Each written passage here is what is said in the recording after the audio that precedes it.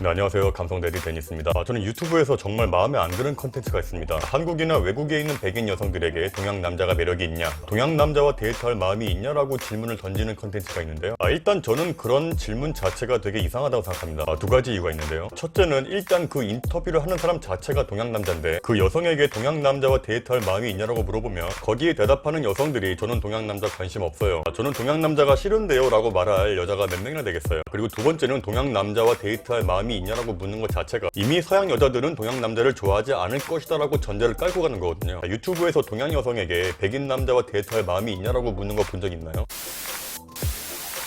제가 예전에 인터넷에 본 글이 있는데요. 바로 유럽이나 미국 여성들에게 동양 남자는 강아지보다 미치다라고 하는 글을 본 적이 있습니다. 한마디로 서양 여자들은 동양 남자에겐 관심도 없고 안중도 없고 아무도 만나려고 하지 않는다, 그런 뜻인 것 같아요. 저는 유럽에 가본 적이 없고 미국에서만 살아봤으니까요. 미국에서 정말 동양 남자들이 그렇게 인기가 없는가? 제가 정확하게 팩트를 말씀드릴게요. 일단 이야기를 하기에 앞서 제가 지금부터 말씀드리는 미국 여자들이라 백인, 흑인, 동양인 상관없이 미국에서 태어나고 자란 여성들을 말씀하는 겁니다. 미국 여자에게 동양 남자들이 인기가 없는 게 아니라 정확히 말씀드리자면 미국에 온 지 얼마 안 되는 동양 남자들이 인기가 없습니다. 그런데 왜 인기가 없을까요? 제가 한국 남자이기 때문에 동양 남자를 통칭해서 한국 남자라고 말씀드릴게요. 지금부터 미국 여자들은 한국 남자를 싫어하지 않아요. 미국에서 태어나고 자란 한인 2세 남자분들이 백인 여성이나 흑인 여성들과 데이트하고 결혼하는 모습들은 많이 볼 수 있어요. 미국에서 태어나고 자란 제 사촌 동생의 키가 168인데 예쁜 백인 애들하고 데이트하고 잘 다닙니다. 일단 미국 여자들이 미국에 온 지 얼마 안 되는 한국 남성들에 대한 편견, 선입관이 있는데요. 특히 한인 2세 여성분들이 미국에 온 지 얼마 안 되는 한국 남자들을 지칭하는 단어가 있습니다. 바로 pub이라는 말인데요.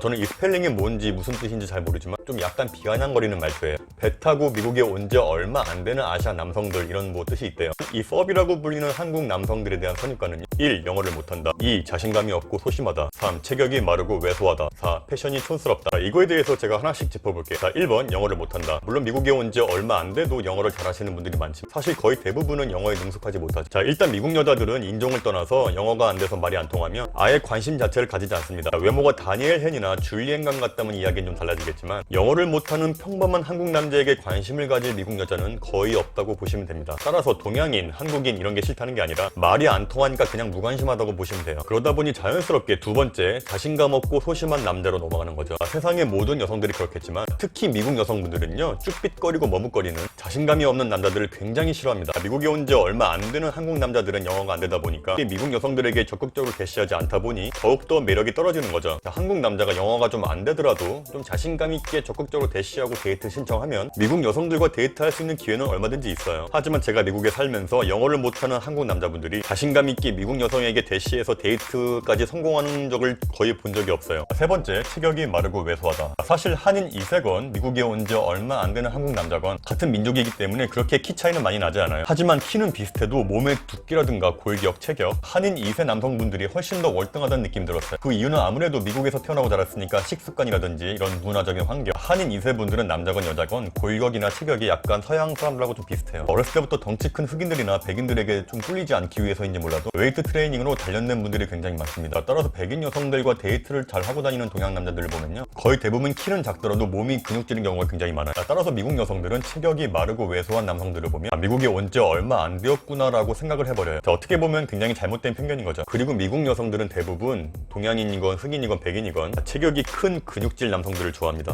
마초맨 스타일이 미국에서 굉장히 먹혀요. 영화배우 마동석 씨는 아마 미국 가면 굉장히 인기 많을 겁니다. 따라서 미국 여성들은 동양 남자라서 싫어하는 게 아니라 아무래도 동양인이 백인이나 흑인들에 비해서 좀 체격이 왜소하기 때문에 상대적으로 여성들에게 좀 섹스 어필을 하지 못하다, 이런 인식이 깔려있는 것 같습니다.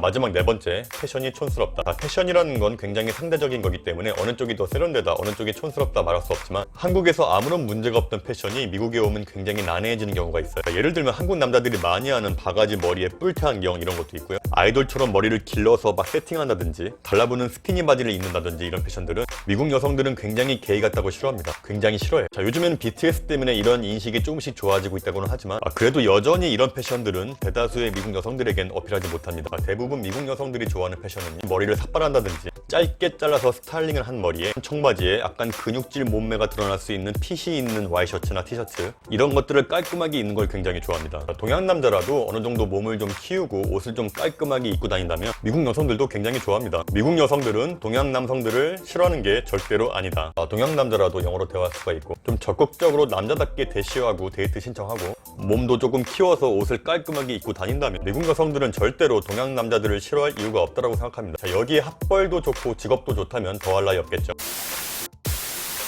자, 오늘 영상 여기까지 하겠습니다. 오늘 영상 도움이 됐다면 구독과 좋아요 꼭 부탁드리겠습니다. 그럼 다음 시간에 뵙겠습니다. 감사합니다.